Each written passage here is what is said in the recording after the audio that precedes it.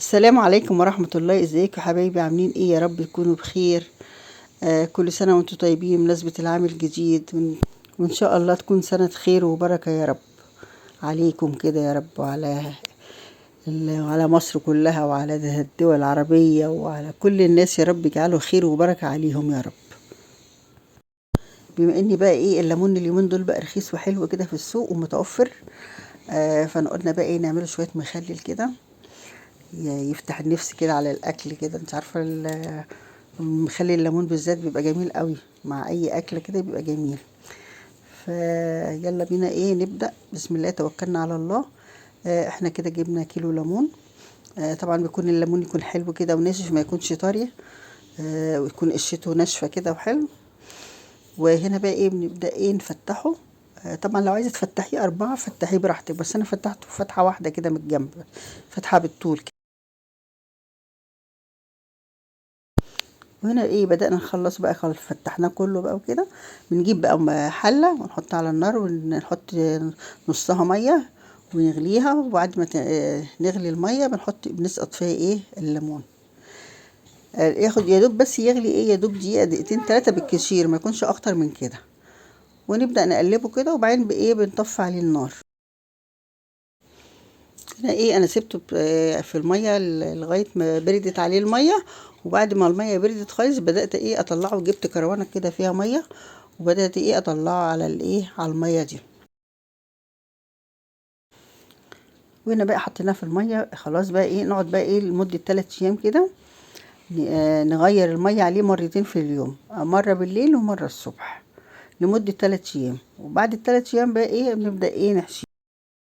وده بقى ايه شكله بعد 3 ايام. طبعا احنا بنحطه في الميه عشان يطلع المرارة اللي فيه، ما ينفعش نخلله على طول، بيبقى مر.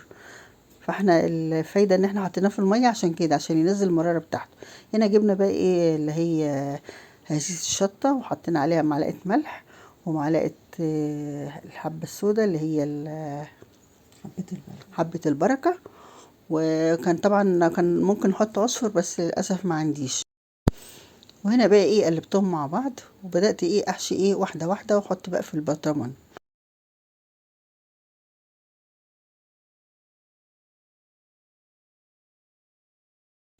وهنا بقى ايه خلصنا الكمية. وهنا بقى ايه بضغط على البرطمان عشان بيبقى فيه فراغات من تحت، فانا ايه الضغطة دي بتخليهم ايه يلزقوا ببعض، عشان ياخد كمية اكتر، بدل ما يبقاش مفرغ من جوه.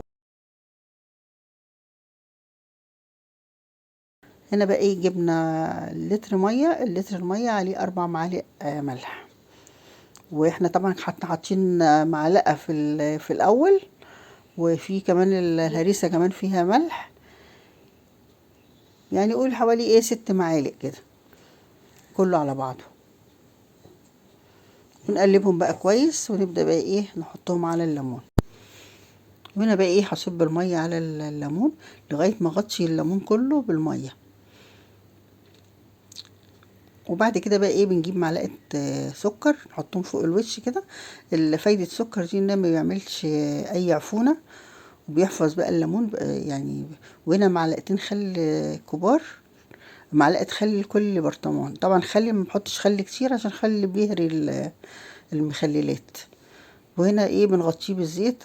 هنا بقى ايه كان عندي غطيان بلاستيك بتاع الكوبايات الجاهزه دي البلاستيك، فقصيتها كده وحطيتها علشان الليمون ما يطفاش فوق، يبقى هو السائل بس هو اللي فوق. وقبل بقى ايه ما نقفل عليه، بنجيب كيس اللي هو بتاع التلاجة ده، ونحطه ونقفل عليه كويس، ده عشان نمنع عنه الهواء خالص. وتسيبيه ان شاء الله اسبوع كده، وتفتحي عليه وتاكلي ان شاء الله احلى مخلل. والله انا عندي، انا الفيديو ده عاملاه من شهر حوالي كده او اكتر من شهر، وما زال عندي من الليمون.